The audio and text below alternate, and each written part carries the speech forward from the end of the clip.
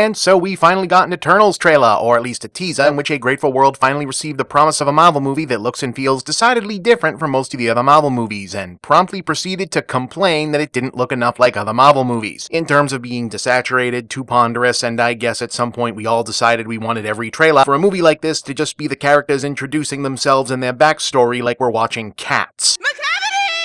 Puss in Spats!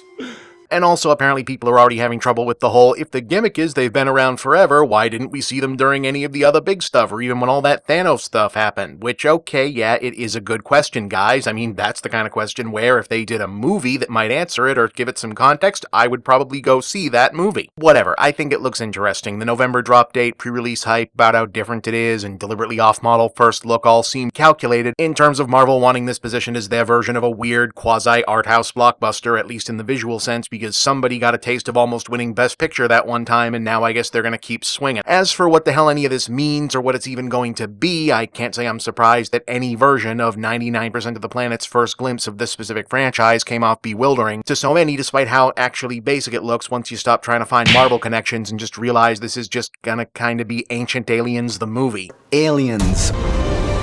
Ancient astronaut theorists believe the answers can be found not only in the Bible, but encoded within the genetic blueprint of the human body. Our survival was ensured by extraterrestrials. Strikingly similar man-made structures exist here on Earth. An enormous keyhole shape. A young woman becomes impregnated by a powerful god who comes to a room through a keyhole. Osiris in his resurrected form was portrayed as a pillar that clearly resembles a modern-day Tesla coil.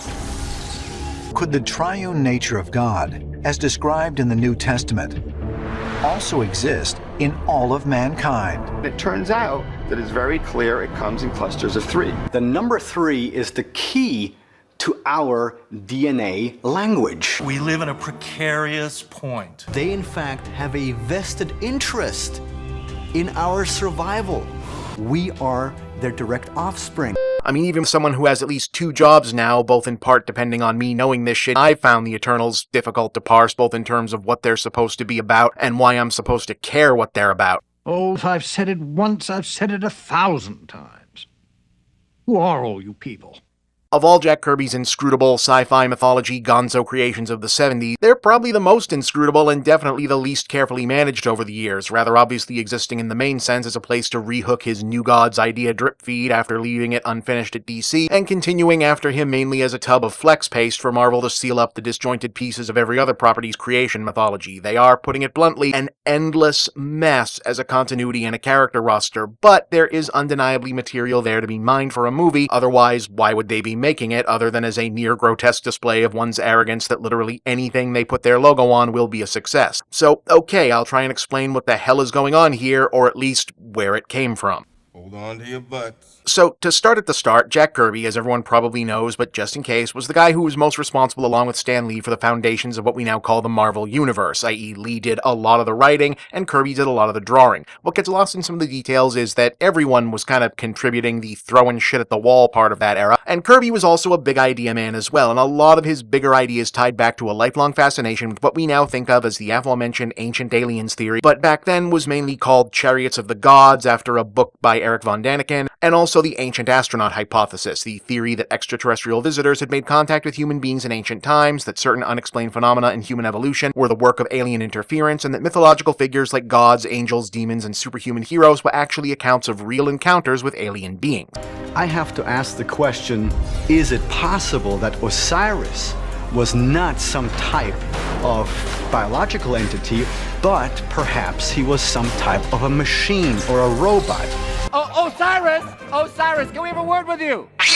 Now, this is a very popular pseudoscience thing at the time, the early 60s into the mid-70s, especially with sci-fi and comics writers and not just Kirby. It's all over Marvel's original 60s material as both handwaves for their own story-to-story inconsistencies about using mythic figures, and especially as the rationale behind Thor's Asgardian mythos not aligning completely with existing Norse mythology, and both the Inhumans and their occasional cosmic stuff. Now, at a certain point, Kirby got so into the idea of creating his own cosmic cosmology based on these concepts, he pitched Marvel on effectively blowing up the Thor pantheon and introducing a whole new stable of freshly imagined god characters, which Marvel passed on. So when Kirby left in the early 70s and took up with rival DC Comics, the big unifying text of the self-created project he did as his main focus became an expanded version of that idea called the New Gods, which whole other thing, but short version, it was big ol' space opera, and it's where Darkseid comes from.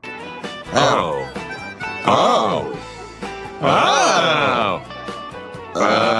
Anyway, the Kirby New Gods mega project came to sort of an incomplete cult fave, critics loved, readers didn't exactly know what to make of, and at DC, ultimately, as a writer, Kirby was a great artist, and he eventually made his way back to Marvel for a spell and set up a new series to continue exploring a lot of those same ideas, this time streamlined into a central set of characters in a single series but with only minimal initial connection to the goings-on of the broader Marvel Universe continuity. This was the Eternals.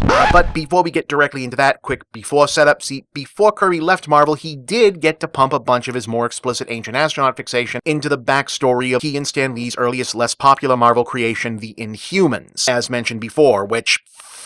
No, I am not explaining the backstory of the Inhumans again, but the relevant point is they're a secret society populated by a race of superhuman weirdos, and when it came time to eventually sketch out their bigger backstory, the deal became that they have their powers and other weird shit because they were created by the Kree, once again, that is the blue aliens Captain Marvel used to be with, doing genetic experiments on cavemen way back in the day. Also, during this same period, we're in the early to mid-70s by now, another Marvel writer named Jim Starlin, who is himself very into playing around with big cosmic space business but on a whole different wavelength, created a new supervillain character called Thanos, initially to be the antagonist to a new hero called Drax the Destroyer. Maybe you've heard of both of those names before somewhere. I understood that reference.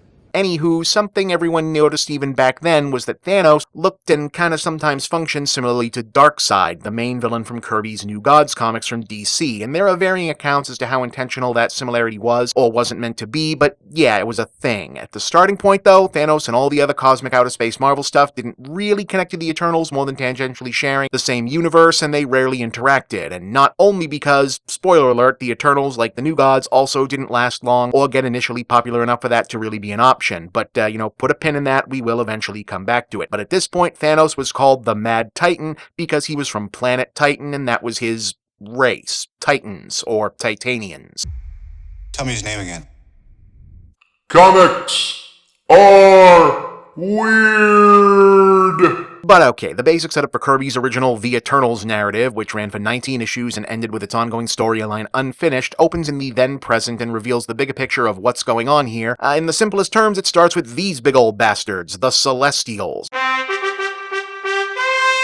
They're giant alien gods from space, not beings who get mistaken for gods like Thor. These are basically the actual gods in terms of being all-powerful, supergiant cosmic beings that run the universe, create planets, dictate the ebb and flow of life and evolution, etc. These are the big guys. Their leader is even just called the One Above All. In the MCU, you've already seen at least one in a recording in Guardians of the Galaxy. Observe. These carriers can use this stone to mow down entire civilizations like wheat in a field. There's a little pea coming out of me right now. Speaking of which, the decapitated alien skull that's now the Nowhere mining colony, that's supposed to be a Celestial's head, and Ego the Living Planet described himself as being a Celestial in Guardians 2. I'm what's called a celestial, sweetheart. A celestial like a god? Small G, son. So we're probably going to get more flexible about this on the movie side. But when Kirby started it out, they were big-ass, weird-looking armored gods, and at some point in the ancient past, one of their many cosmic science projects was experimenting on the DNA of early hominids on Earth, ultimately creating a Goldilocks porridge situation of three distinct humanoid races. The Deviants, who are superhumans that look like scary monsters, the Eternals, who are superhumans that are conventionally attractive, and, just regular humans. The Deviants want to hurt and kill the regular humans because they are ugly and therefore evil. The Eternals want to protect humans because they are pretty and therefore good. The Celestials, being gods, just kind of go, alright, this should be something. We'll be back every couple millennia to see how it's working out, and they take off. Except for one big old one, which they leave underground and is like sleeping or dreaming, and there's a few others scattered. We're going to come back to them. There's a few other details and complications, but those are the basics. The Eternals and Deviants bop around the margins of human history, being either mistaken for or actively impersonating our various gods and devils, respectively, a couple times. The Celestials come back and do some big, heavy cleanup of various deviant-adjacent civilizations, and that's the stuff we remember as the myths of lost continents like Atlantis, Mu, Lemuria. How long ago did you say this was? Thousands of years ago. No, shut up. You get the picture. In Kirby's main modern-day Marvel storyline, the Celestials are making another return called the Fourth Host, and the Deviants have re-emerged with a long-term scheme to get humanity judged with a big cosmic thumbs down by causing all kinds of havoc and counting on us to, react in fear of both them and the giant judgmental space gods. So the Eternals reveal themselves to the world and start actively fighting back to prevent this, with the implication that they might have to at some point even stand against the Celestials themselves to do so if it came to that because they've decided they like humans. I guess we're charming or something. So yeah, lots of big ideas and plenty of room for Kirby to think up and draw amazingly weird space stuff, but not necessarily that convoluted. There's an outline there, sure, but combine the esoteric plotting and overall resistance to any but the most threadbare mainline Marvel crossover potential in Kirby's own, again, esoteric tendencies as both a storyteller and dialogue writer. Fade out. Title. The end. Question mark. Wow. Yeah. It's... Good job. Good job. Do you have any thoughts? Notes? No, I just enjoyed it. That's my note, Please write more. Seems a little insincere. But nonetheless, it's definitely a fascinating look at one of the great creative minds of the comics genre, essentially trying to self-reboot the entire concept of both superheroes and the monomyth into a streamlined single property. Perfectly balanced, as all things should be. In any case, these would be the main heroes of Kirby's original Eternals run, and so far as anyone can tell, the corresponding main characters of the upcoming film, who appear to have at least something like the same origin and background, though circumstance looks quite different, and also they've shaken up the gender and ethnicity makeup a lot. So let's do that. Just to save time, traditionally, Eternals all have the same powers. They're super strong, super fast, super everything else. Most of them can fly, they can throw lasers at you, most of them can also do psychic and telepathic stuff, some of them are better at certain aspects than others, but in this case it's really more about the attitude, fashion, and skill specialization than it is like an X-Men situation. Oh, and also any group of more than 3 can kind of psychic Voltron themselves together into a single composite power entity called a Unimind to accomplish even more powerful stuff. I'm a gigantic brain! Most ungentlemanlike. Anyway. Ikaris is typically the leader. He's big, he's blonde, he's got royal blood and daddy issues coming out of his ears, and he can teleport, which is not one of the things all of the others can do. Richard Madden is playing him in the movie. He's the one who suggests that he could maybe be the leader of the Avengers in the trailer. So now that Captain Rogers and Iron Man are both gone, who do you think's gonna lead the Avengers? I could lead them.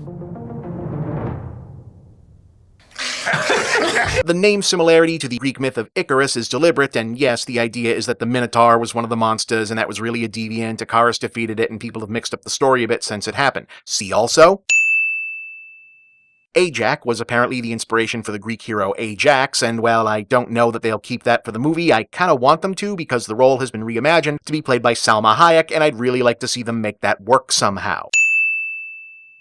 Athena is the character Angelina Jolie is playing in the movie, and yeah, this is where the cute mythology naming and the kinda not but also yes place in Marvel continuity the Eternals were originally meant to occupy starts to become kind of a pain in the ass. See, the idea Kirby was aiming at is this is where we got Athena from. But by that point in Marvel continuity, the quote-unquote real Athena and all the other Olympian gods were established to exist as a race of godlike aliens a la the Asgardians and Thor. So eventually it got cleared up that the Eternals and the Olympians both existed, and they just kind of traded places sometimes to, I guess, mess with people. And before you say, well, the movie can just skip that whole business, right? We already know Russell Crowe is playing Zeus in Thor: Love and Thunder, so I guess no, we can't. Oh, and in the comics, it's a thing that she keeps causing problems by hooking up with deviants. Not sure that's going to be a thing in the movie.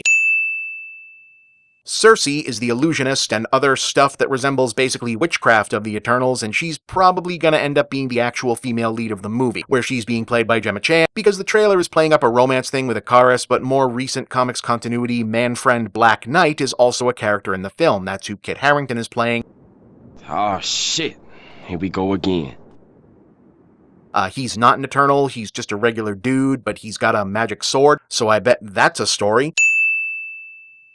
Gilgamesh! Oh, okay, so in the comics this guy was originally and still off and on called the Forgotten One, but as part of the movie versions, by now very apparent hard lean into the ancient aliens business, he was also either the actual or occasional stand-in for the historical and mythological figure Gilgamesh of ancient Sumer. In any case, the movie is calling him Gilgamesh, I'm gonna go with Gilgamesh. He's pretty much the big unstoppable, beat the shit out of everybody Eternal, so good on them for casting Korean star Ma Dong-seok. Not familiar with his work?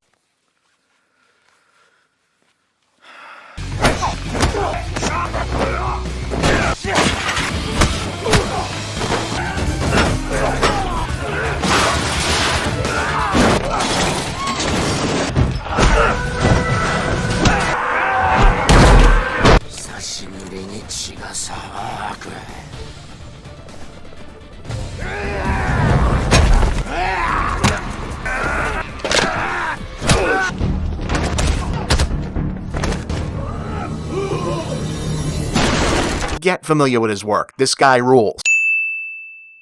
Phastos is the weapons and tools guy, hence the mnemonic allusion to Hephaestus from Greek mythology. That's pretty straightforward. The great Brian Tyree Henry has the role in the movie, and supposedly this version of Phastos will also be our first out gay male superhero in the MCU, with actor Haas Sleeman playing Phastos' human husband in the contemporary portion of the story. Cool! Makari runs faster than the other Eternals do, so pretty damn fast, hence name sounds like Mercury, same basic mythology connections as the others apply. At one point, Marvel also retconned one of their long-forgotten Golden Age speedster heroes, the Hurricane, to have actually been this guy all along. In the film version, Makari has been rewritten as a female character being played by Lauren Ridloff, making her the first deaf Marvel heroine. That's pretty cool.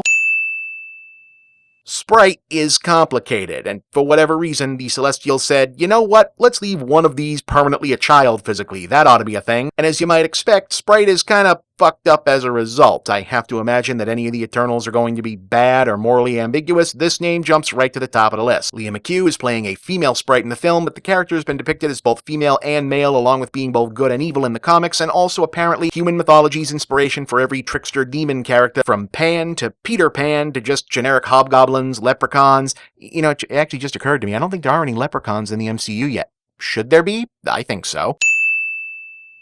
Kingo, full name Kingo Sunan, is pretty much the reverse Johnny Cage. His version of hiding out among humanity was to become an action movie star in Japan, famous for convincingly playing samurai warriors because he'd, been there. In the movie version, he has been reconceived as being a Bollywood film and music star from India who will be played by Kumail Nanjiani. That should be fun. Druig is Icarus' cousin, also known as the Lord of Flames and Nightmares. Hell of a title if you can get it. What's interesting is Druig isn't really one of the good guys traditionally, despite being apparently aligned as such in the movie. In the comics, he's one of the Eternals who goes kinda bad and tries to amass power for evil. He was set up as the main villain of the second story arc just as Kirby's original run was abruptly cut short. He's being played by Barry Kagan in the film, so guess we'll see where that's going. Families can be tough.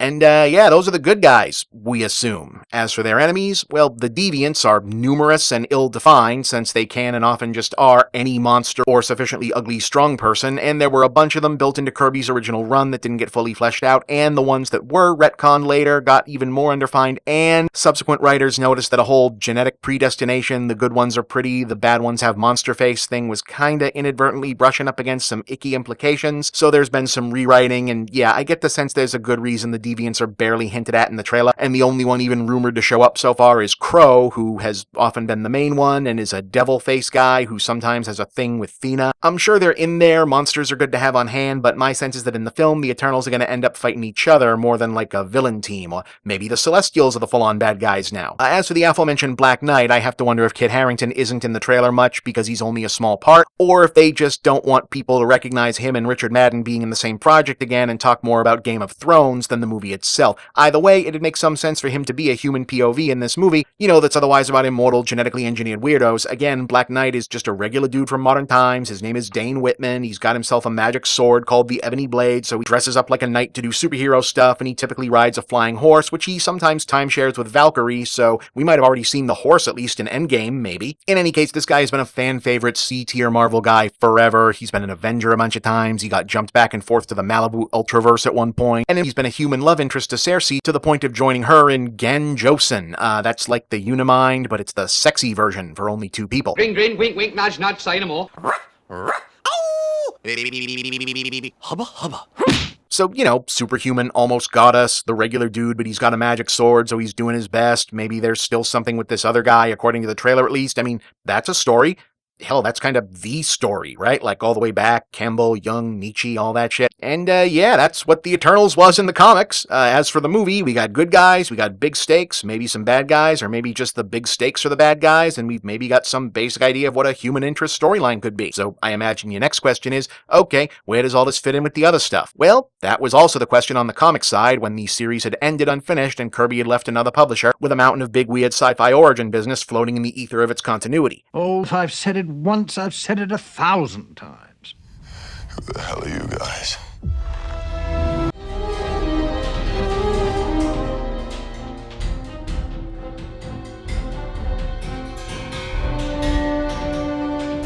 So what happened with the Eternals after Jack Kirby's brief return to Marvel in the 70s ended with their story basically unfinished, their series cancelled, and fans of Marvel's deep cosmic cosmology finding them fascinating, but everyone else finding them impenetrable? Well, as was the case with the New Gods characters over at DC, they dispersed out into their publisher's broader universe, which in this case meant the core. So what about that whole space gods coming back to judge humanity thing from the no longer extant Eternals comic ultimately got wrapped up in the pages of the Mighty Thor, which was at the time under the long-term stewardship of also then Marvel editor-in-chief Roy Thomas, which means we have to open this f***ing can of worms.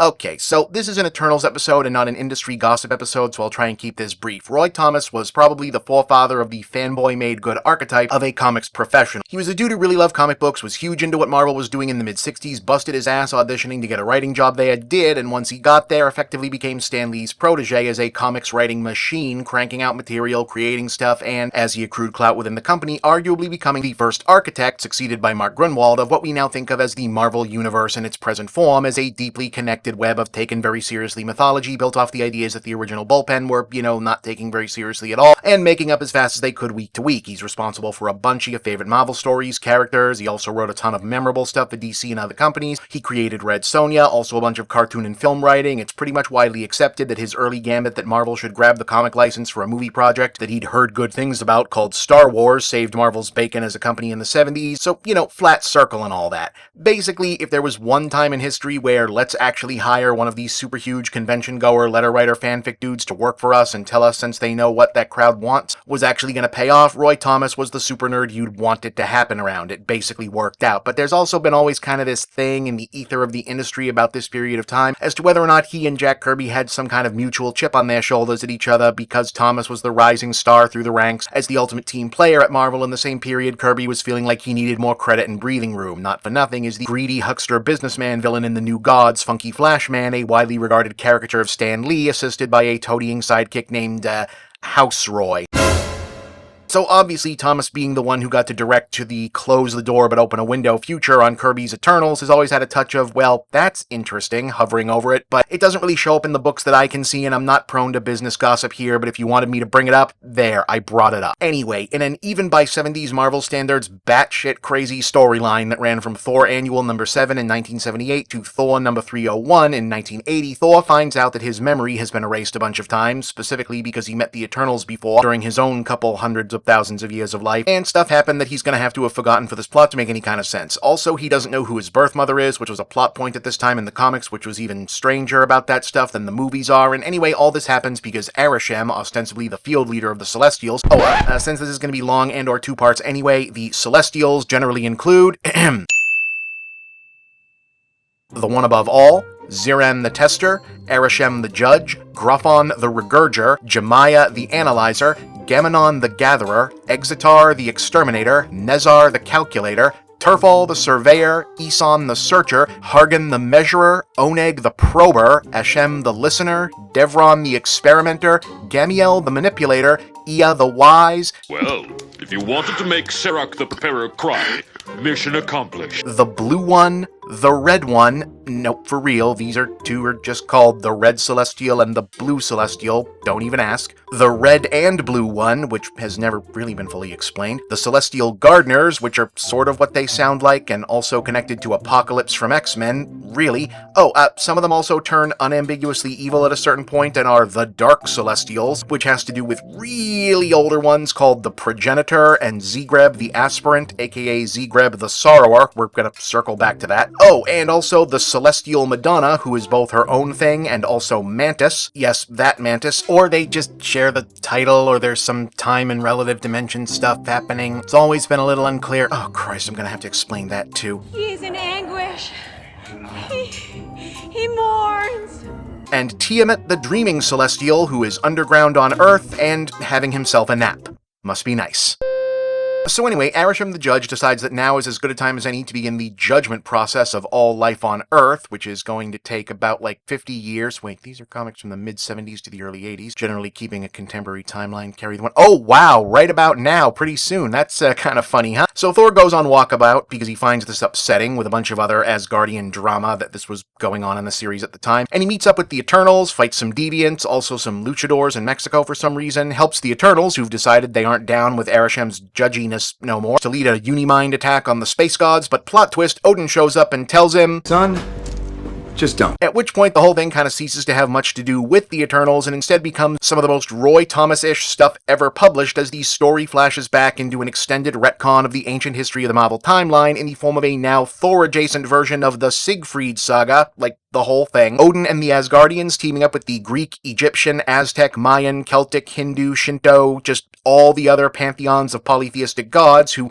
yes, are thus also implied to be advanced cosmic alien beings humans just thought of as gods like Thor and Odin, so probably not seeing this in the movies, to battle the Celestials back in ancient times and getting just their asses handed to them and told not to try that ever again. So back in the present, Odin tries that again, but the entire situation gets resolved instead by the intervention of Gaia, as in the goddess of Earth itself, Mother Earth if you like, character who also exists in the Marvel Universe, and a team of characters called the Young Gods who, nope, not explaining that, nobody cares about the Young Gods except I guess the Celestials who take Gaia's word for it that they represent human excellence well enough that they can call off the judgment thing for another however long, and that's kinda that, see you next Armageddon. It's an ending, that's enough. Oh, and Gaia is Thor's biological mother it turns out, so put a bow on that plot point as well. For now. Yeah, with that settled, the Eternals, mostly dispersed throughout the Marvel Universe as cameo characters for whenever the Celestials or other big origin stuff parts of their mythos were getting roped in to give more cohesion to the rest of the continuity. So remember that business about the Inhumans also being created by the Kree doing experiments on early humans? Well, it soon got retconned that the Kree and the Skrulls and their respective messed up individual histories and their whole ancient war with one another was all based around the Celestials messing with their societies in the ancient past, and their experiments on the Inhumans were an attempt to create anti-celestial weaponry. Sure. There were also variants of the Eternals created on other planets as well, now retroactively including Planet Titan and the Titanian Eternals, meaning yes, Thanos is an Eternal.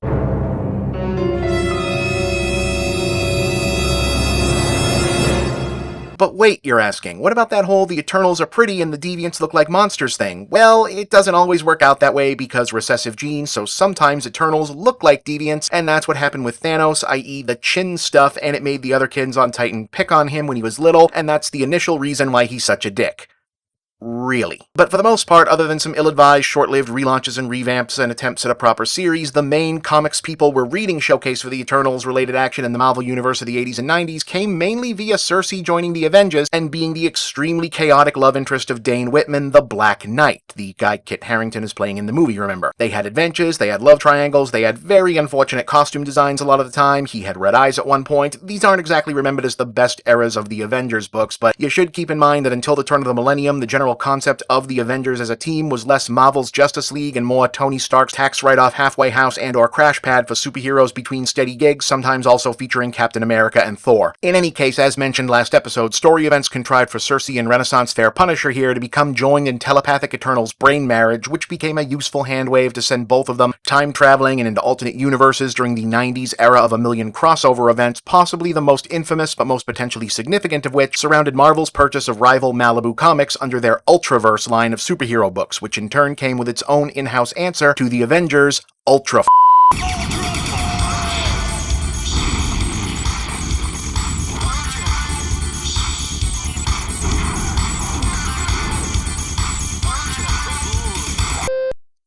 You want me to play the rest of that, huh? Okay.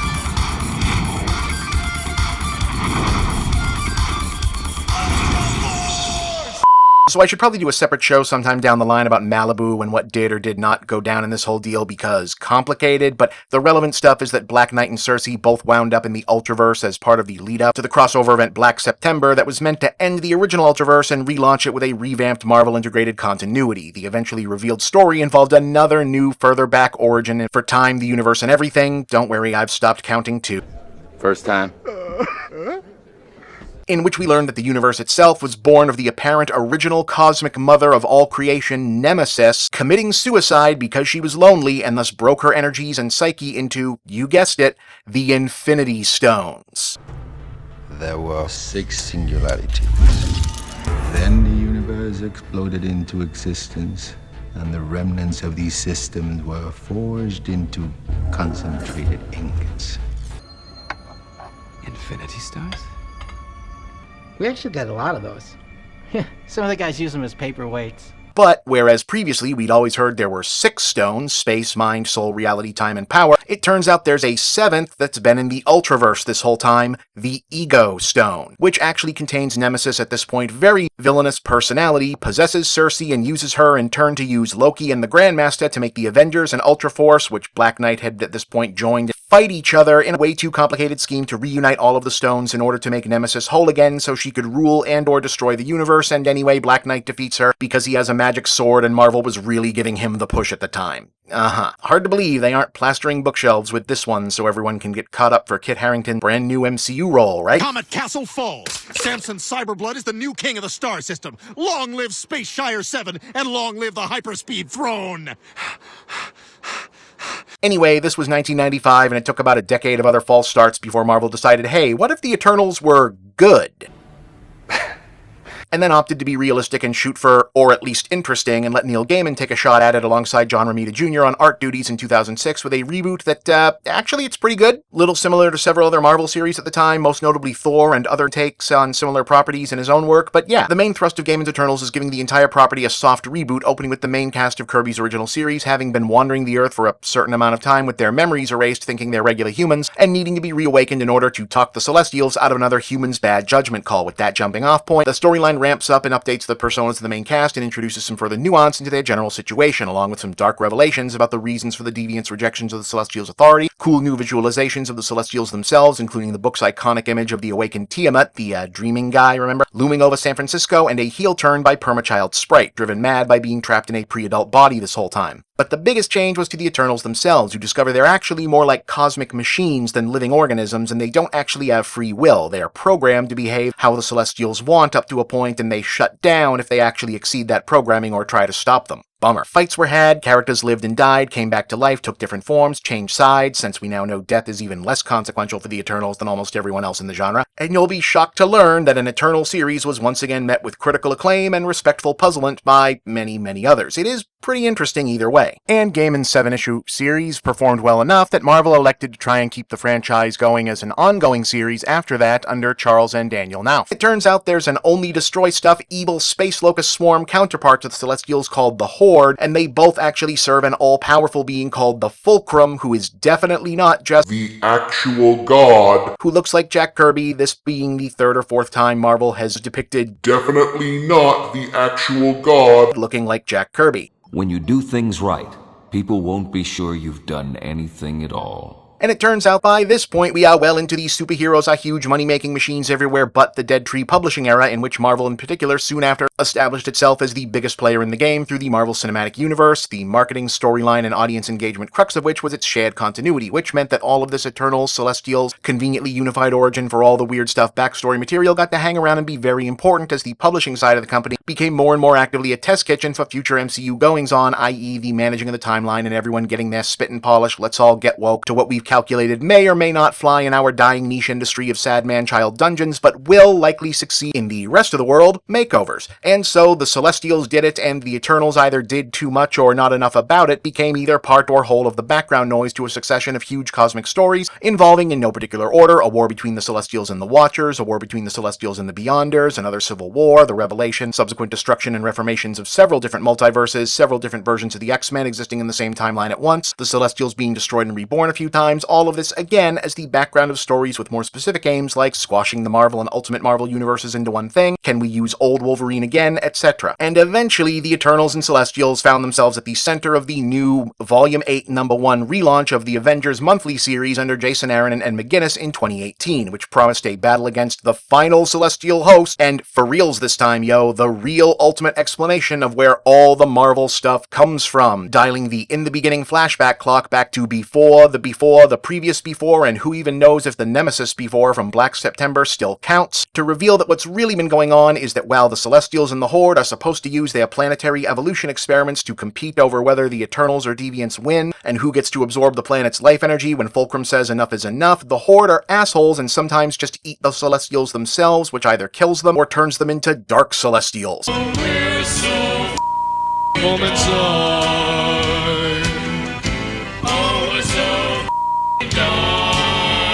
At one point in the distant past, an attack by the Horde caused the mortally wounded Celestial progenitor's corpse to fall on the still infant planet Earth and bleed out all over the surface, thus explaining why Earth is such a hotbed for mutants and superhumans and magicians and all the other Marvel Universe things, even before the other Celestials started up and doing Eternals stuff. Which, okay, you might say that actually make things a little simpler, actually, at least more streamlined. Of course there's more. See, Progenitor's fellow Celestial Zegreb the Aspirant comes looking for the body billions of years later during Earth's Stone Age, gets infected by the Horde themselves, and becomes Zegreb the Sorrower, who starts wrecking up the place and is only defeated by, retcon of all retcons, the prehistoric first Avengers. Oh, come on! A for some reason previously unmentioned team-up of Odin, the first Phoenix, the first Black Panther, Agamotto, the first Sorcerer Supreme, the first Iron Fist, Caveman Starbrand, you, I am not explaining what the Starbrand is here, and Ghost Rider on a woolly mammoth.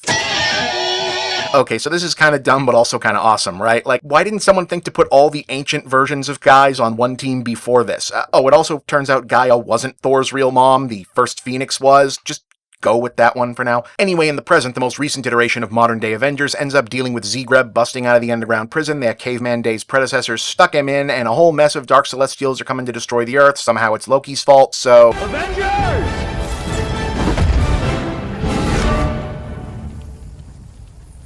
Assemble. Yeah, the newest reveal for this round is that the Celestials never intended Earth's Eternals to protect humanity. They were really trying to create a biomass energy source they could cultivate, so global genocide either way, as antibodies to vaccinate themselves against the Horde. The Eternals, having finally had enough of this bullshit, commit a mass suicide to take themselves out of the whole equation for good, which, you know, I don't not get it, having had to read back through all of this. Done! But not before bequeathing the ability to use the Unimind to the Avengers so that they can, like, really assemble now. Oh, and then the Eternals themselves came back to life again like 6 months ago in a new ongoing series from Kieran Gillen and Esad Ribic that actually shows a lot of promise, so hooray. So yeah, that's the Eternals and their whole mess up to this point.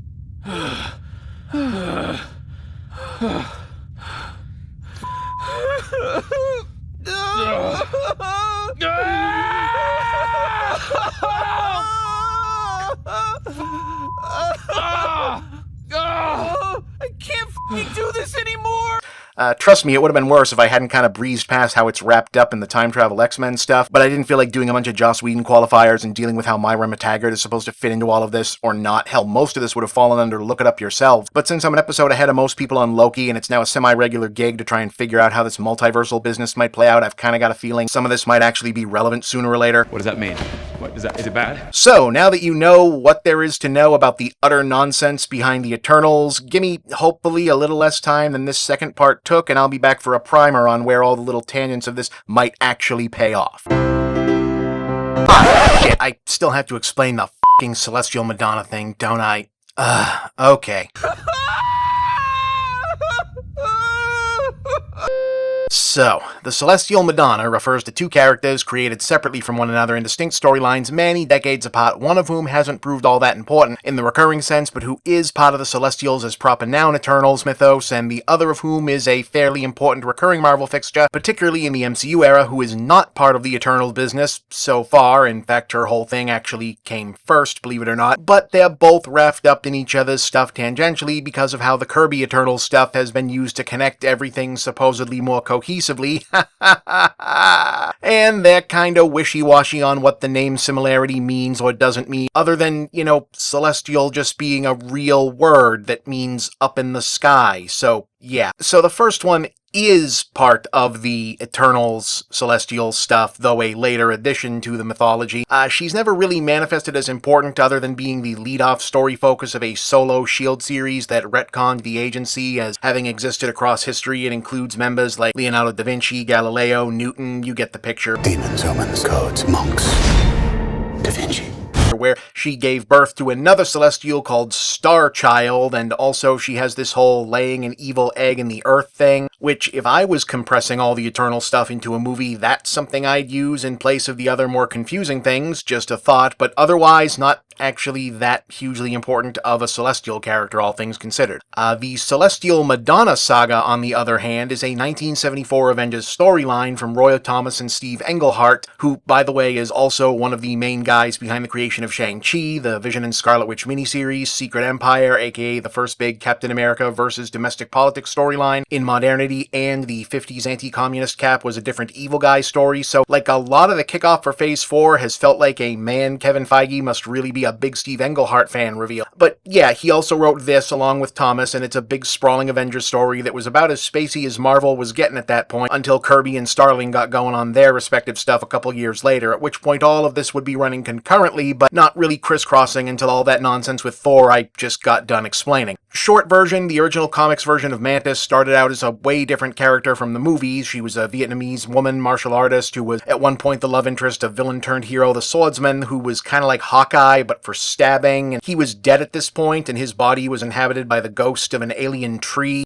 no relation, from a psychic space tree race called the Kotati, and yes, the name and the faux Native American mall kiosk spiritualism vibe you're getting from the whole thoughtful magic tree spirit thing are indeed as cringy as you're imagining. In your face, Space Coyote! Space Coyote?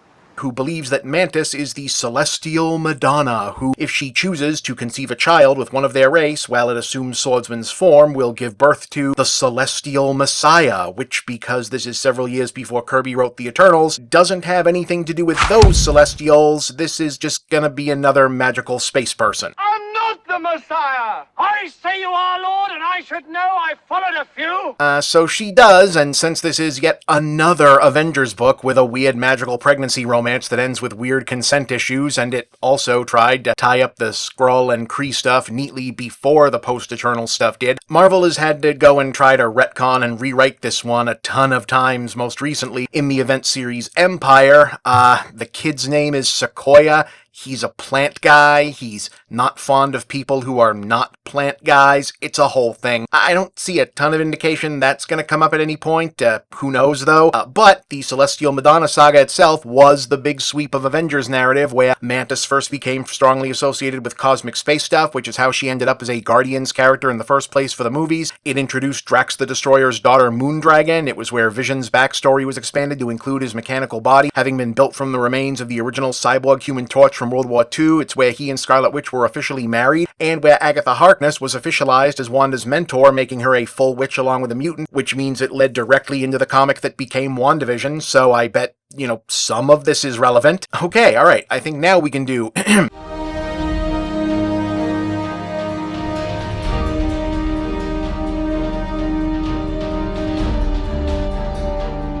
What, more Eternals? I thought we were done.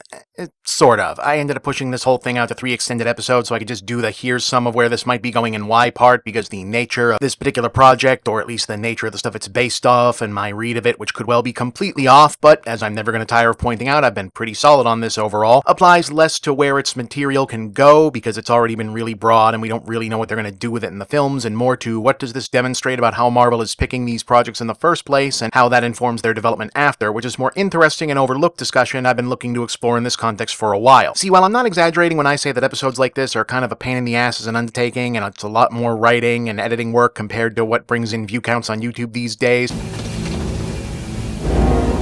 You got paid? What it does do on the positive side is give me an opportunity to revisit and recollect my thoughts in a more organized manner that helps clarify other things and inspire in other directions. For example, as concerns the Eternals, for the longest time the most perplexing part about this whole enterprise for me wasn't any of the cosmic stuff, but why Marvel was bothering to drag a mid-tier character like the Black Knight into it, or invest an in-demand actor like Kit Harington for what I have to assume is a multi-film commitment. The character is a minor cult favorite at best, he was never a big merchandise driver, and the thing that connects him to the Eternals is being part of a 90s Avengers team with Cersei, which is not exactly remembered as the best period for anyone involved, writers, characters, the brand, etc. So what is the big deal? But going back over all of that stuff with fresh eyes in relation to the general sweep of present-day Marvel Studios decision-making, it actually makes some sense to me now. In fact, it makes a lot of sense, if I'm being honest. I mean, you can certainly joke around, and I did, about Black Knight being any of a dozen other superhero guys with a medieval gimmick skinned over their regular act, but on the other hand, urban fantasy as a thing has been kind of having a moment, particularly in fantasy lit with the adult audience that grew up on the wizard school and teen vampire things, so yeah, Jon Snow playing a present-day guy. They've said he might be a history professor in the movie. In the comics, he was a physicist originally, I think, who finds out his ancestors were knights, but like evil knights, and he gets a magic sword, but it's evil, so he can't use it too often, and he fights crime dressed like an actual knight. That's very Marvel Studios, looks at analytics for demographics they'd like to do better with and says, do we have anything in the stable that feels a little bit like Highlander, a little bit like Kate and Leopold, but with some Witcher in there too? Answer to a question they hadn't asked yet. You've met your match, you foul, bellowing beast!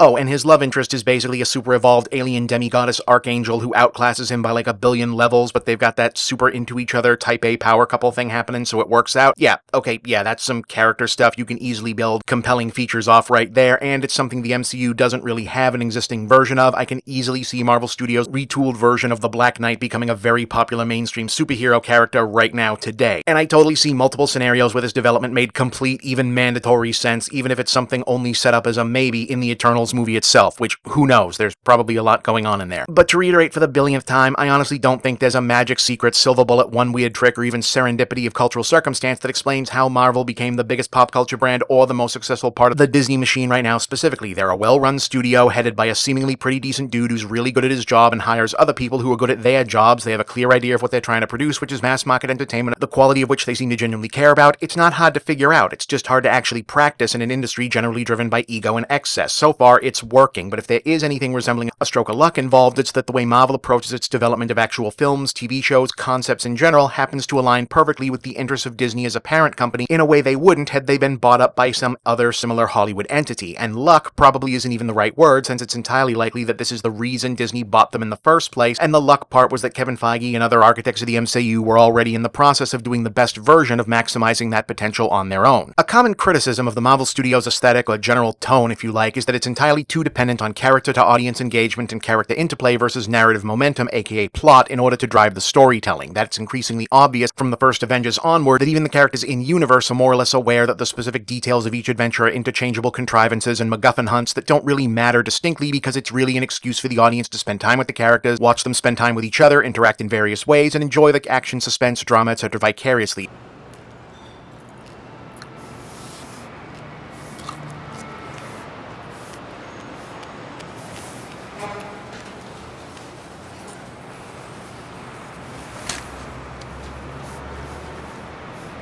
Of course, it makes a certain amount of sense that any criticism, positive and negative, of Marvel's storytelling would be character-centric, since literally all of their projects start from turning Marvel Comics characters into movie properties, not necessarily adaptations of Marvel Comics storyline. And without question, the less good of the Marvel films, your Iron Man 2s, your Thor the Dark Worlds, Age of Ultrons, etc., tend to be the ones where they're clearly hitting obligatory story beats, while the actors fill up the empty spots with charisma. On the other hand, character first is not exactly a bad priority to have if you're doing narrative fiction, which they are. If people can't invest in, relate, or at least find interesting at least a few of the characters in a story, they're not going to give a damn what your point is, how complex the narrative is, or how much world building you do. Just ask Warner Brothers. Well, you still can. There's like 4 versions of Justice League now, and they're all still terrible.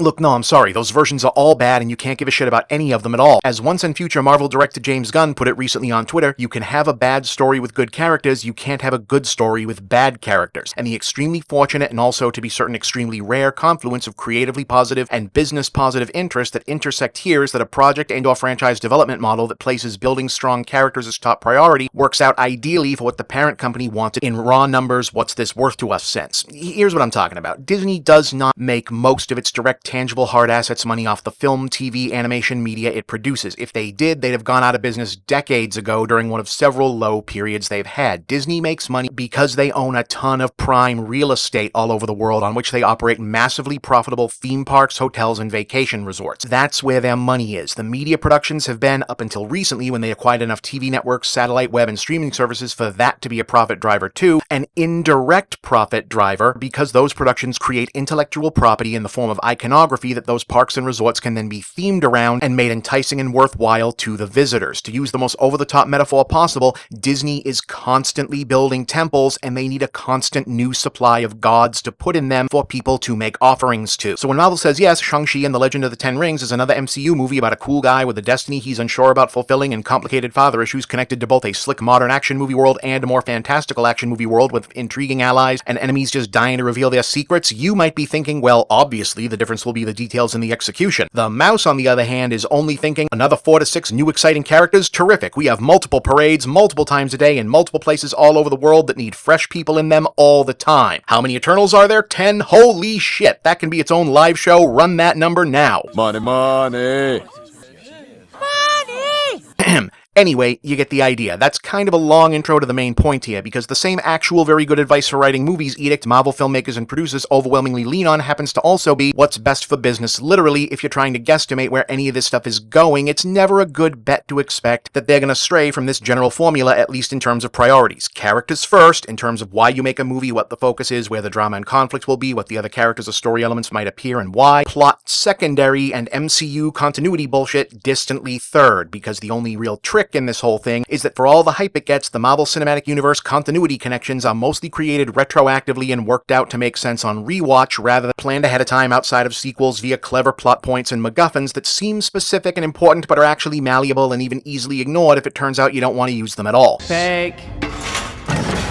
So, based on that, knowing what I know, and thus spent the previous 2 videos helping you know about the Eternals, other than now I understand what Kit Harington is doing here, maybe what else might be potentially on the table based on the fact that this is coming in this form based on that formulation? Well, to start with, you have to disregard any notion that they made the Eternals so they could justify or explain the inclusion of some other story point somewhere else. That's not how they make these. That's a terrible way to manage storytelling. That's why the movies are generally good. They didn't know where or what all the Infinity Stones were when they started doing that whole angle. They didn't decide what Thanos' master plan or characterization was until they were writing the script for Infinity War, so while there seems to be a general idea of where this whole next stretch of movies are heading in terms of where they'd like to end up in general themes, not so much a plan of point A is needed for points B through C, D, etc. But we also know that Marvel creators talk to each other, that Kevin Feige and the other producers talk to everyone, and that there's a here's who available for what coordination between films and now Disney Plus series, so knowing what is and isn't in play can and has affected the idea process at times, and while never a requirement, certain creators are fans of the specific material they're working on, like Taika Waititi currently borrowing elements of Jason Aaron's Thor run, or of Marvel and the MCU in general, like Chloe Zhao, who remember picked making the Eternals movie to Marvel Studios rather than pitching herself to direct a film that had already been greenlit. Being a superhero is hard, otherwise everyone would do it. But it's real, and it's different. Sounds like a bummer. Thank you. So in my version, she's gay. Okay, bye! So just as with their incarnations in the comics, who even knows if Marvel's plans on the Eternals being a franchise or a standalone film introducing a general concept, but now they're here and they bring with them a bunch of big deal hand-wavium mythology that future productions might find or have already found useful for getting their own material across. And since we do already know what's in the pipeline for the next couple years after the Eternals movie, we can finish up trying to extrapolate what kind of effects it may open up or have already opened up for these other projects in the future.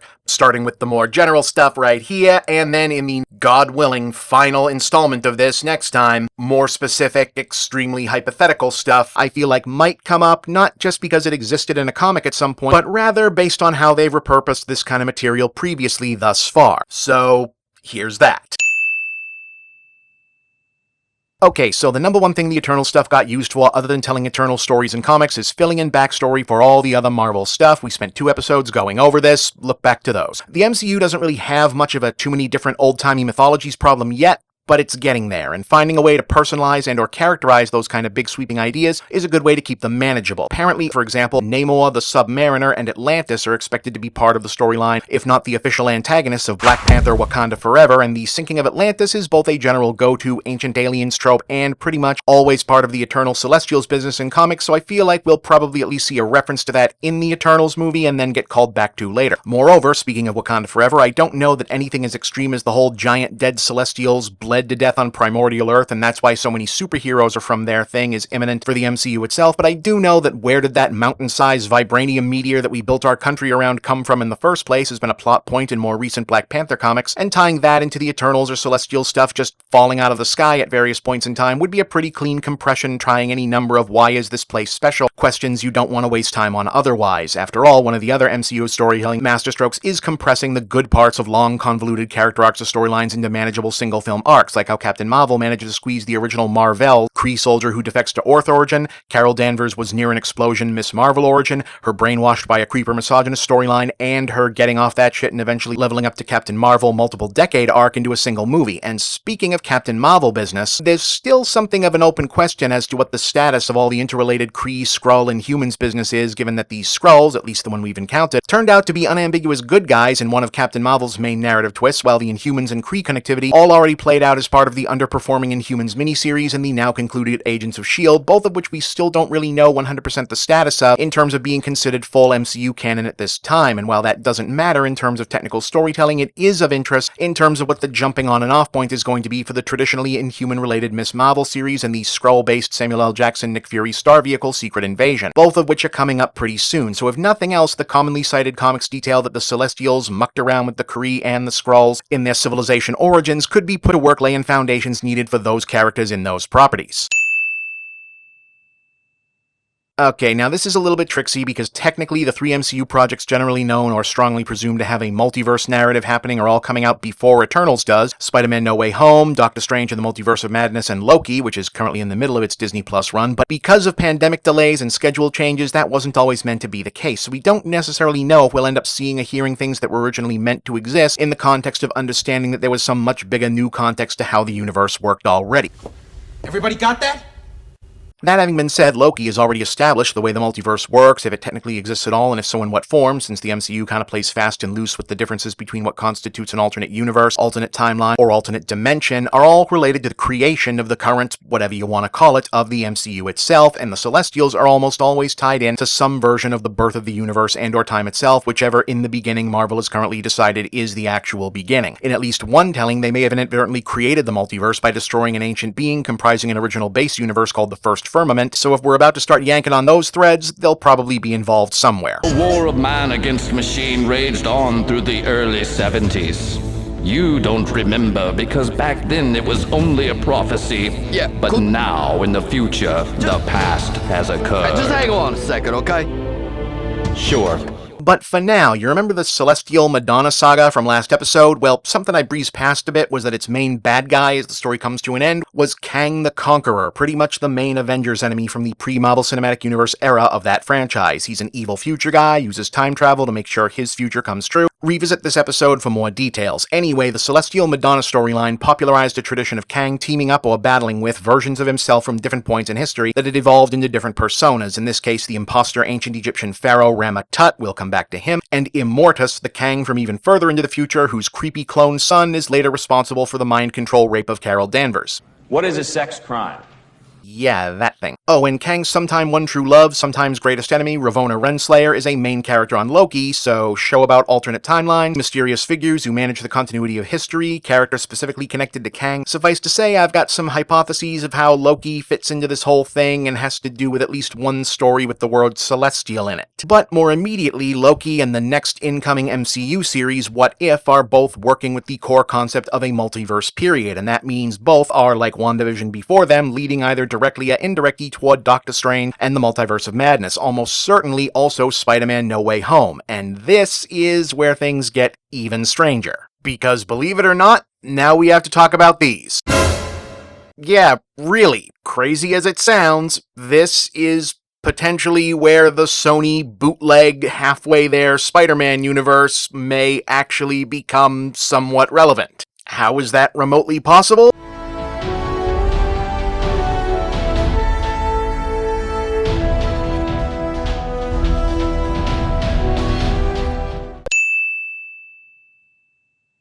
Yeah, believe it or not, we actually have to talk about these. So no one actually knows what No Way Home is about, except everyone seems to know that it's sort of a multiverse crossover movie like Into the Spider-Verse, but in live action, and also Marvel and all the other actors keep saying it isn't, which means it totally is. But whatever, unless a trailer drops before I'm done making this, it doesn't factor in much here. Here's what does. On my planet, I am kind of a loser, like you. But here, we could be more. Excuse me? You remember how the Venom movie was clearly at one point supposed to have a bunch of Spider-Man name-drop continuity stuff explicitly in it, and then Marvel also clearly said at another point, no, this is terrible, take that out so your bullshit doesn't get all over our stuff, but then Venom was so bad it was actually kind of funny and made almost $1 billion, and even China liked it because they marketed it as a joke there, and so now Marvel has to kind of acknowledge it, maybe? Cut the bullshit. What really made you change your mind?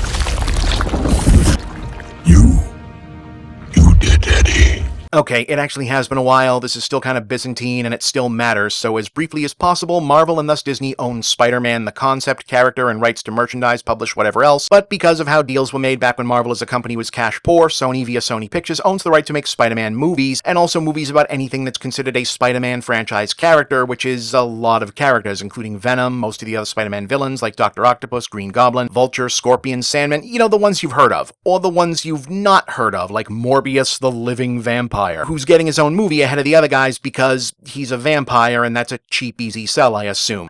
This has actually been delayed a little while. There were trailers all over the place for a bit, and then suddenly there were not. If you're feeling like you totally forgot that was even happening, and maybe someone from Sony Pictures was hoping you would forget they made and now have to technically at some point release Morbius, it might be because it's a movie where Jared Leto plays a doctor who becomes a science vampire after attempting to cure his blood disease by, this. I'm running out of time. You're up to something. What is it?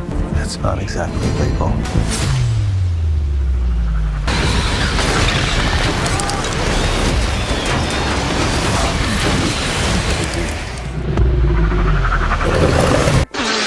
Uh-huh. How'd you like to be the folks at Sony who have to sell that premise after 2020?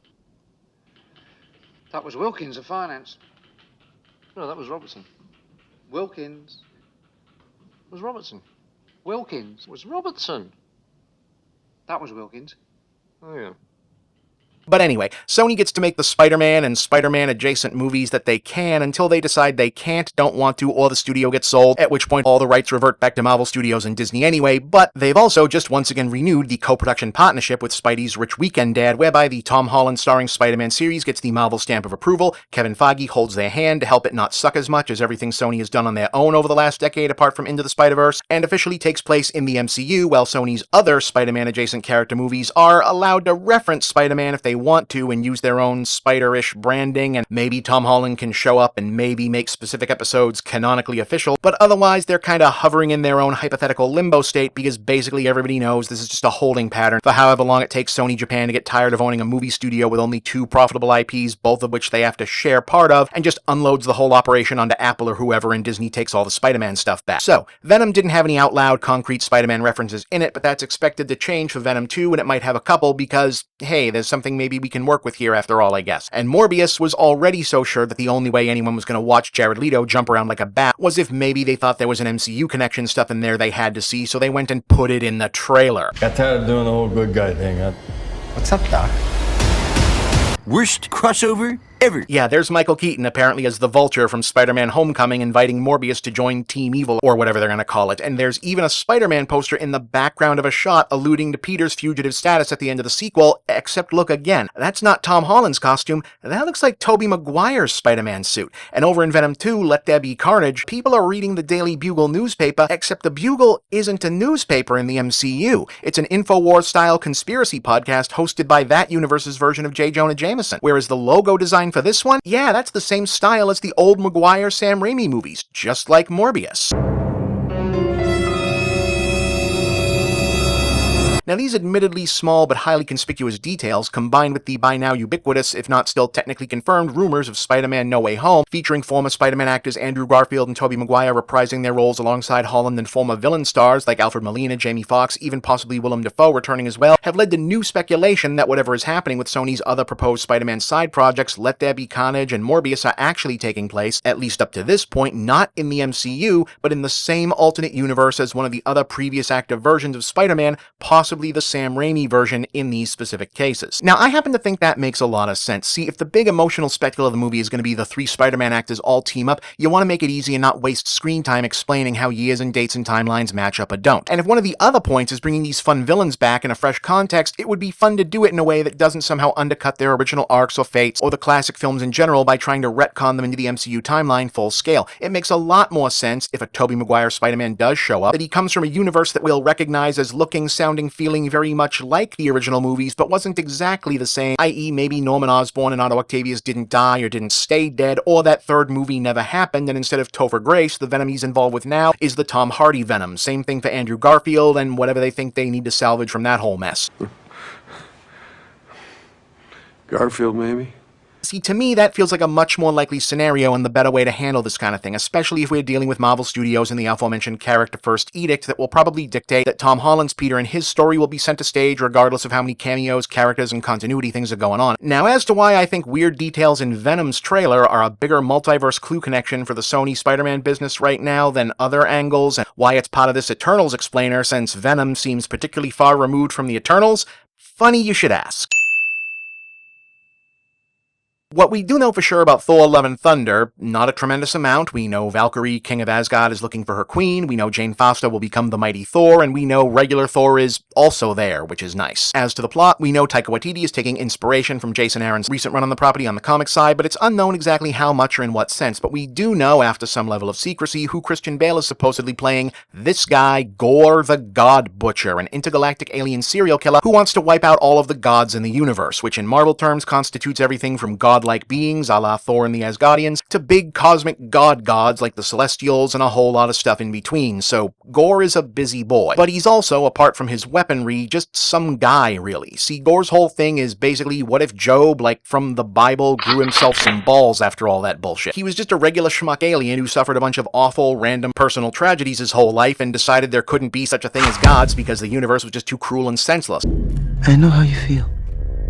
And then one day he witnessed 2 actual celestial scale gods fighting one another to the death and realized, oh, shit, they do exist. They're just aloof cosmic assholes who don't care enough to answer prayers or help anybody. That's actually much worse. This drives Gore insane, so he takes a magic shape-shifting weapon, which the more worse-for-wear of the 2 gods had been using, all black the Necro Sword, and uses it to slaughter the other one, and finding that having a god's weapon makes him crazy, super powerful, and apparently immortal, embarks on a huge-ass campaign of deicidal mass murder across space and time, which, well, Russell Crowe is playing Zeus in Love and Thunder, and the Eternals and Celestials will have both already been introduced at this point with their whole we are also sort of gods thing happening by then, so yeah, a couple different ways for that to fit in. Gotta imagine we'll see or hear about a whole mess of gods, probably not the ones that billions of living people still actually worship, like in the 80s Thor and Eternals comics we talked about before. That would get dicey. Getting killed by Gore as part of the plot, and I'm thinking maybe it's time for Hercules to show up. That's a couple examples, but the connection I'm looking at here is that Gore's borrowed god-killer weapon isn't just a shape-shifting sword that powers up its user and can also be armor or whatever else he needs it to be. It's a living thing with a mind of its own that actually influences its user and pushes Gore's mission in various directions. And if you think that sounds a little familiar, you're right. All Black the Necro Sword is a symbiote, the same race of parasitic alien goo monsters as Venom. Like a turd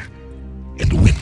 In fact, it's the first symbiote, and the dark god that Gore took it from wasn't just any dark god, it was a guy named Null, the original and likely most powerful dark god of the Marvel Universe, and the original enemy of the Celestials, whose birth at or near the beginning of time interrupted his prior reign of infinite chaotic nothingness and pissed him off, I guess. So Null created the Necro Sword, and subsequently the entire symbiote race, as his ultimate celestial killing weapon, even beheading one of them way back in the day, creating the giant severed head that eventually becomes Nowhere. And that's the origin of that. So yeah, Venom and Carnage are retroactively part of the Eternals mythology as well, especially since Null eventually comes back into play in the comics for the recent King in Black storyline that makes Eddie Brock and Venom a big cosmic player and ties into another storyline, and also to Thor, how about that, where Carnage starts up a Null-oriented religious cult, and hey, look at all this churchy stained glass window stuff in that Let There Be Carnage trailer, and is Venom lugging a sword around in that shot? Well, how about that? Circumstantial and anecdotal, obviously, but again, going going back to the weirdness of the Sony Marvel Spider-Man deal, if you were trying to pull all of this business together in a way that made sense and didn't insult the audience's intelligence or lean too heavily on the it's a superhero movie, just go with it meta jokes even for the MCU, null, and thus the symbiotes and anything adjacent to them being a colossal problem, so at a certain point the whole thing just got shoved into its own timeline by someone powerful enough to do that up until now, and that's why we've never dealt with Venom and the rest before, is one way to handle that. And since it's already tied up in the Thor mythos, between the backdrop of the Carnage cult, Gore using Null's weaponry, and the Thor franchise typically having been where Marvel went on the comic side to start pulling Eternals and Celestial stuff closer to the main universe, it seems as good a place as any for some of that to start happening, or at least getting dropped into the post-credits business in the movies. Or maybe involving Thor and company in the there used to be a bunch of different universes or timelines, now there's only one, except maybe there's many again, and one or more versions of your chaotic, nuanced half-brother may have something to do with that.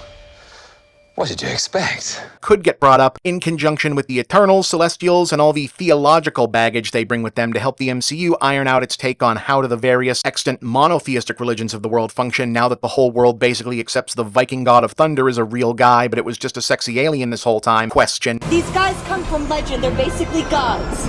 There's only one God, man.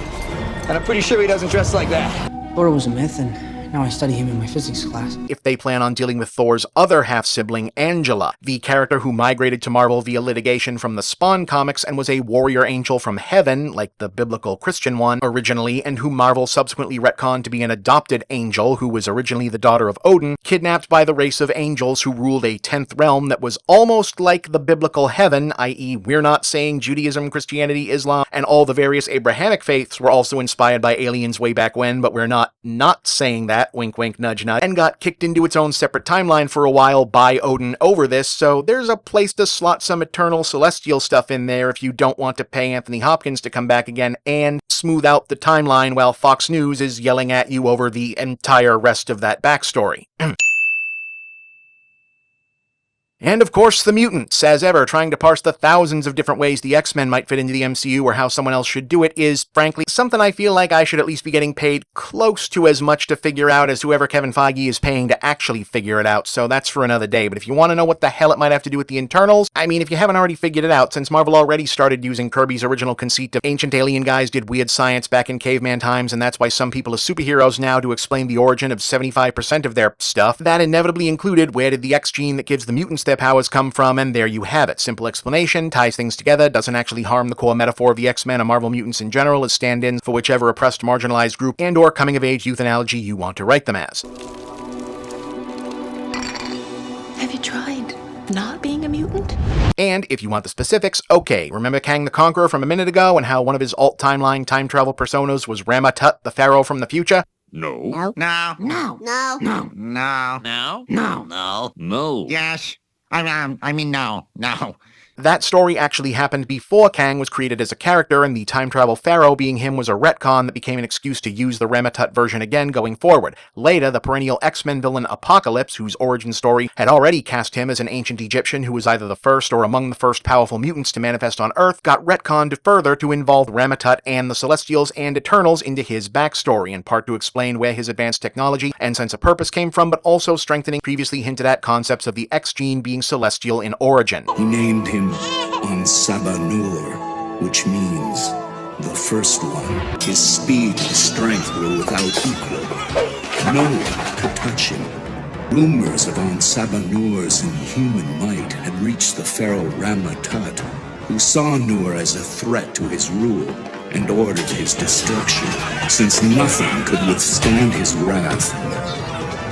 Ansabanur took the name Apocalypse. Apocalypse then discovered the source of Rama-Tut's power deep within these chambers. He mastered the secrets of this strange technology to reshape the world in his own image. Mutants. That just raises further questions! So whether the X-Men are getting jumped over from the multiverse, popping in to say, hey, we've been here all along and you didn't notice, or some combination thereof, there's mounting possibility for the big annoying space gods and their confusing new agey emissaries to serve as the quick explanation for how it happened so suddenly. And speaking of angsty teenage superheroes, Marvel's second superhero Civil War event was a Team Iron Man versus Team Captain Marvel story that had them fighting over the plot of Minority Report, i.e. a young Inhuman had emerged who had the power to predict the future, and there was disagreement about the morality of whether they should just ask him which bad guys they should beat up before they did crimes. Some were for, some were against, can he really be certain, yada yada. It wasn't great. The reason I'm bringing it up here, the inciting incident that kicked the whole big thing off was, you guessed it, a problem with a Celestial. Oh, Jesus, again? Alright, so nobody really liked Civil War II as much as a storyline and an event in comics, and it was kind of a dud compared to how involved people got in the original Civil War, and how much of an impact it had and is still having on the direction of Marvel publishing today. But you gotta remember, in context, we're talking about the movies here, and the movie context for the words Marvel and Civil War was that the trailer reveals that Captain America 3 was gonna have basically all the Avengers in it, but they were mad at each other, and now everyone, especially the two top good guys, were gonna fight each other, blew the doors off theaters at the time because this was new to the 90% of the world that doesn't read the comics and doesn't see this happen all the time, and people got way the hell into it. He's my friend. So was I.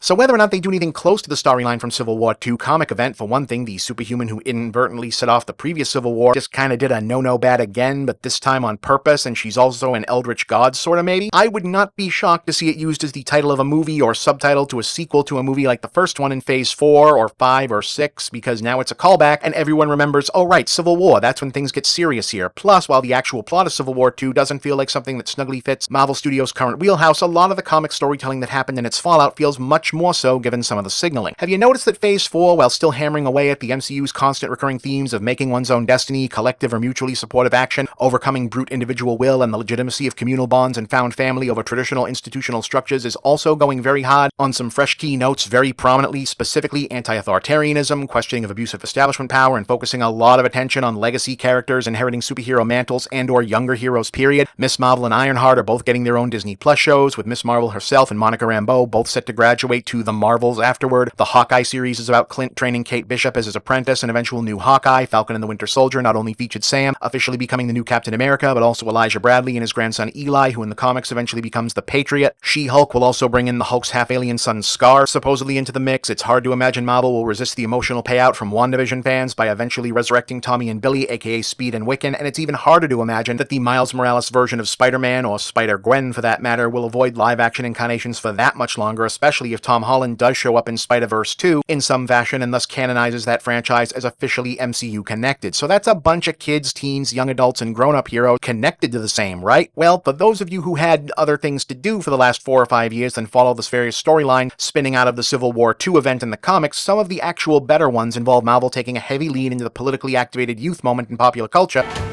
How do you do, fellow kids? What? By doing a bunch of stories about their teenage heroes, particularly the newer, more diverse ones created or revived over previous years, getting disillusioned with the grown-ups over their behavior in Civil War II, and in general, getting their screw you, we'll do things our way on in the face of, well, in their universe, the same kind of authoritarian government guys who usually crop up in the 616, but in terms of meta-narrative, an earnest, if fairly transparent, attempt to market comics to a generation of American teenagers living through the early system shock of having grown up knowing only the Obama era and now seeing not only the bad guys, but the worst possible version of the bad guys suddenly running the show again. This all played out with mixed to positive results across books featuring Miss Marvel, Miles, Ironheart, the still teenage versions of the X-Men from the 60s who were currently stuck alongside their future selves in the present.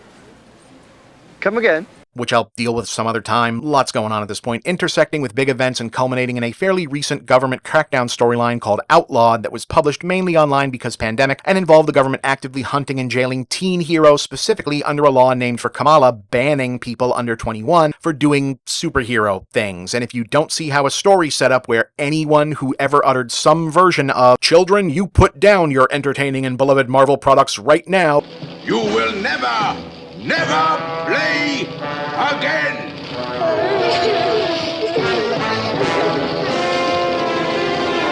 can be presented as a jackbooted fascist thug running down the adorably relatable tween protagonists who will later soundly defeat them, you have not been paying attention to how this franchise and its studio uses metaphors. Prove to me you can beat me without... Hi, John Walker. Captain America. I think we got off on the wrong foot.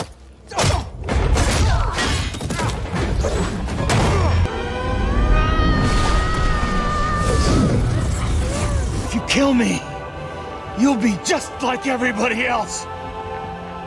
What's so wrong with that?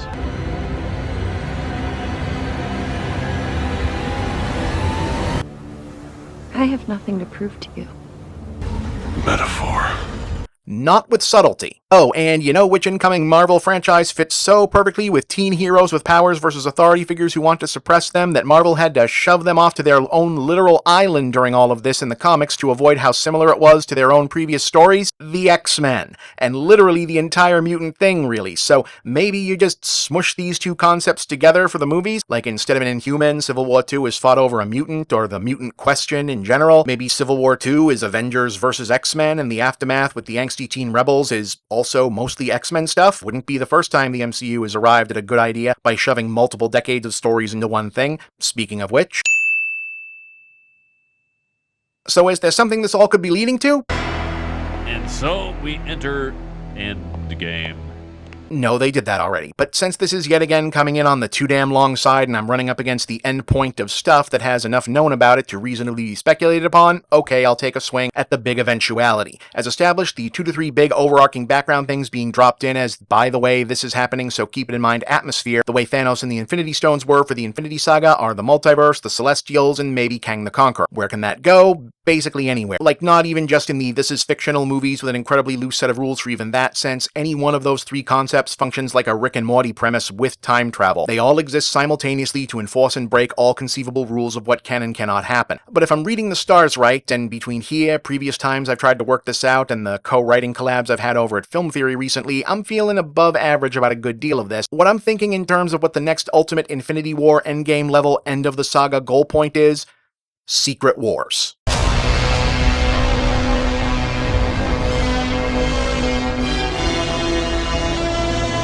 Don't know what form, what rationale, what character, or what its endpoint is actually going to look like, but I think the name and generally understood concept is the logical goal. For the uninitiated, Marvel has published 3 different event miniseries comics with the title Secret Wars, 4 if you count Secret Wars 2, which was a sequel continuation of the first one. The original was a year-long 1984-1985 event with the very simple and effective premise of an all-powerful cosmic being pulling a bunch of heroes and villains into a battle world dimension and making them fight each other to determine whether good or evil was better. Look, they did it to sell an action figure line, alright? To justify it in the comics, they did an it takes place outside of time gimmick that had all the heroes pop back into their continuities one issue after they left, with status quo changes like Spider-Man's new black suit, so you had to read Secret Wars to find out what that was all about, but it was mostly a big old fight comic and it's fun. Secret War, no plural, was an unrelated, save for also being a Marvel story mini from 2004 that did a S.H.I.E.L.D. global espionage thriller thing with heroes and villains that set a bunch of groundwork for the bigger Secret Invasion storyline later, and then in 2015, Secret Wars, plural once again, was a 21st century anniversary take on the original premise that was also used for the first real line-wide, sort of DC Crisis-style continuity reset Marvel had ever actually attempted, taking place in the aftermath of blowing up literally the entire universe catastrophe and seeing creation itself reconstituted as a new reality comprising a mini multiverse of contained worlds based on alternate realities from other famous Marvel stories, so House of M universe, Old Man Logan universe, Age of Apocalypse universe, Ultimate Marvel universe, you get the idea, which all went to war with each other.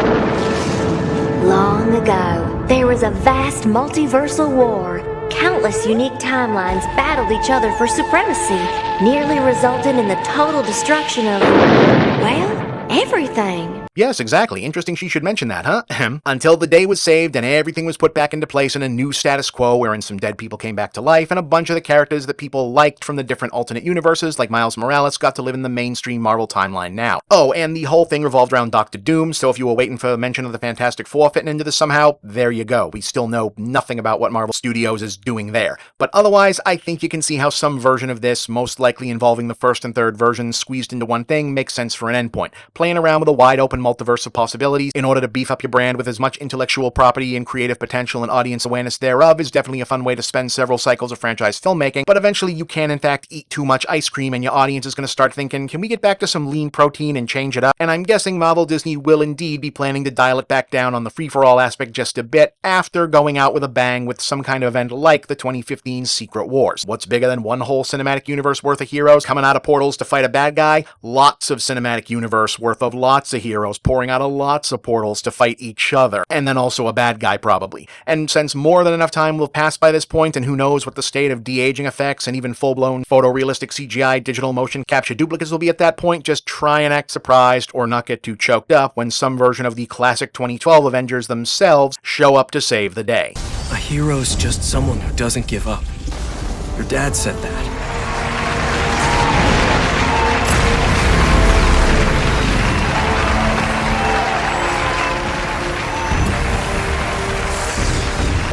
And that's all I've got, folks. That's it. Done. This is done now. Other than putting all these together into one thing at some point and, something probably when another trailer comes out, I really want to take a nice break from covering anything having to do with the Eternals for a while, so I can hopefully enjoy the movie. Hope you enjoyed this, found it informative, fun, whatever. If so, please share these with more people because traffic is literally a living for us here, so thank you. I'm Bob, and that was The Very Big Picture.